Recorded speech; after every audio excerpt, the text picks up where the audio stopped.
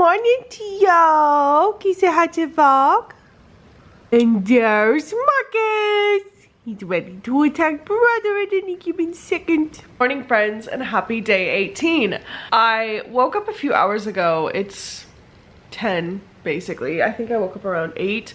And I took a bath because I wanted to relax and read a little bit. And now I'm sitting on the couch doing some reading, and I've decided that I'm going to make some breakfast. So I'm gonna make some like scrambled eggs and toast, keep it chill.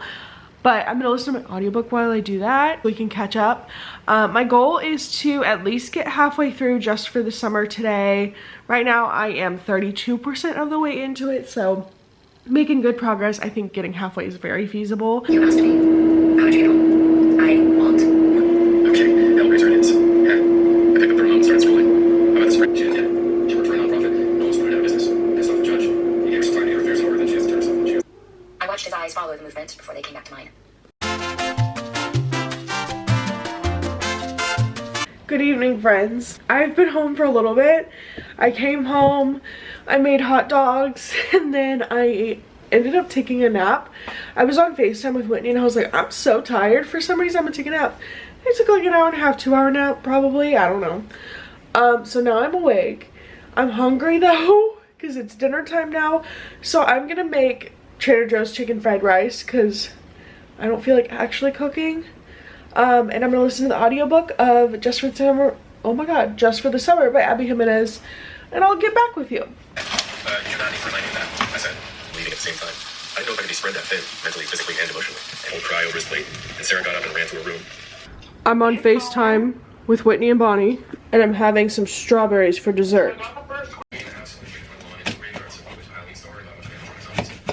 Hello everyone! I have a few updates for you to start off this vlog, so let's just get right into it. For starters, I finished Just for the Summer by Abby Jimenez this morning. I'm giving it 4.5 stars. Really liked it. Thought the romance was believable. The third act breakup didn't feel too dramatic to me.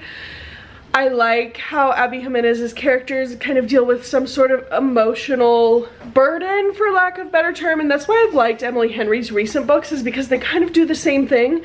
So I really enjoyed this book, 4.5 stars.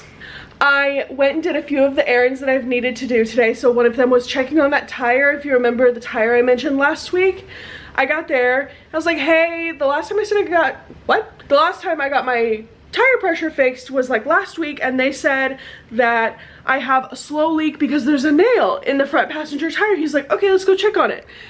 It was a rock. It was a rock. The guy thought the nail was a rock. And I didn't check it because I was like, you know, the guy says there's a nail in my tire. Let's go get it checked out. Like, I'll make an appointment. Good news is the tire's fine. So then I was like, well, I've already left work a little bit early. My car says I need an oil change. Let's go do that. So I go to the oil change place, and he like pulls out the little stick to check the oil. He's like, your oil life is great.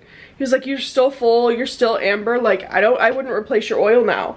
I'm like, okay, great, sure.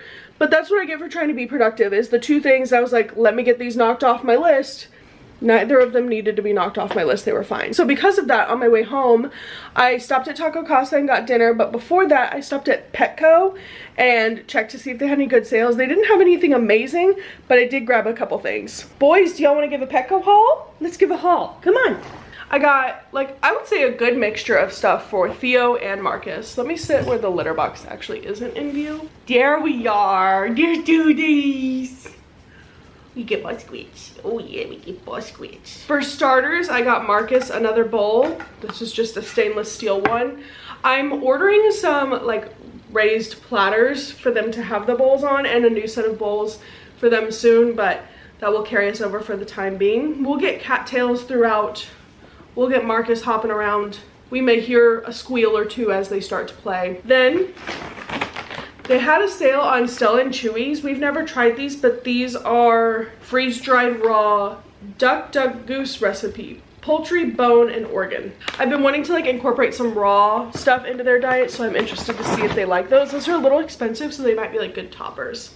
Now let's get into the cans. I got, like I said, a pretty even distribution between the two cats. I probably got more for Marcus because he eats more.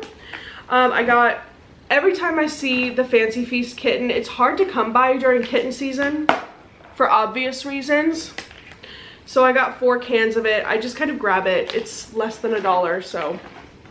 And the pâtés for them are actually great nutritionally, so you learned something new today. Then the rest of this is Petco's brand. It's called Wholehearted. I found that they have these big cans of their pâtés, and it's actually cheaper than getting, or it's like the same price as getting the multi-packs, but I can get the bigger cans and split them between the two or make multiple meals out of it, and I get to pick the flavors. So this is actually all life stages, but I got it for Theo. It's chicken and beef. He typically doesn't love beef, but I'm trying to like incorporate it into his diet to see how he responds and see if it's just like he doesn't like it, or see if it's an allergy type thing. For Theo, we got some turkey pate. I'm like separating them as I unpack them because literally the 2 cans for the turkey look the same except one says for kittens, and if I don't pay attention to that, they will go on the wrong shelf and I'll feed them to the wrong cat. Not that that would be the end of the world, but nutritionally it wouldn't be the best. So in that vein, Marcus got 3 of the turkey pâtés as well. For Marcus, again, some chicken pâté. For Theo, chicken and tuna flakes. And lastly for Theo, liver and chicken recipe in gravy, which is like morsels. I actually ended up getting more for Theo than I thought I did. I thought I got like a lot for Marcus, and I actually got a lot for Theo, which is great because he probably needs it more than Marcus does. Anyways, that's it for the Petco haul. I'm gonna have dinner. You know the drill. Watch YouTube, probably edit a video, and then I'll talk to you about what I'm reading next. It's time to read. Whitney's on FaceTime because we're doing a buddy read, and we're buddy reading Olivia Dade's At First Bite. I got this at the library a few days ago, and Whitney has it on her August TBR.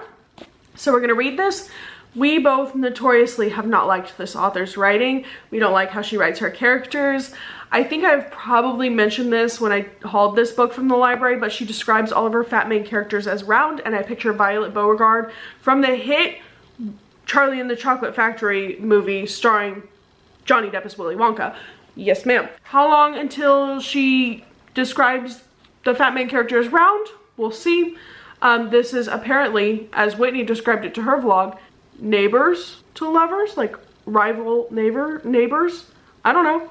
Let's find out, shall we? See you on the flip side. Whitney's already cheating because she's already reading, and I waited for her. This main character's name is Athena. Fuck off. I waited for her to do her vlog before I started reading so I could do my vlog, and she's just deciding to read without me. I'm on sentence 1. This is how the buddy reading is going. Of the prologue. We're 10 pages in. If she says Professor Google one more fucking time, it's worse than round. I know damn well this bitch did not flip off the sky and curse the universe. Fuck you. As Taylor Swift once said, I hate it here. Guys, I have an update. I'm on page 50, and not only has she been referred to as round, but she's also been referred to as a bonbon of a woman. I'll insert a picture of a bonbon here. Yeah, a bonbon of a woman. Gorgeously round and delicious. Hello from the next morning. I totally forgot to close out this vlog last night, and rather than putting in a little text screen telling you, I'm just gonna record this quick little clip. I did get to page 98 of At First Bite last night before calling it quits. I'm feeling very mid about it. It's definitely like overwritten. There will be like 2 pages with 1 sentence of dialogue, and that just feels a little bit heavy like handed for a romance.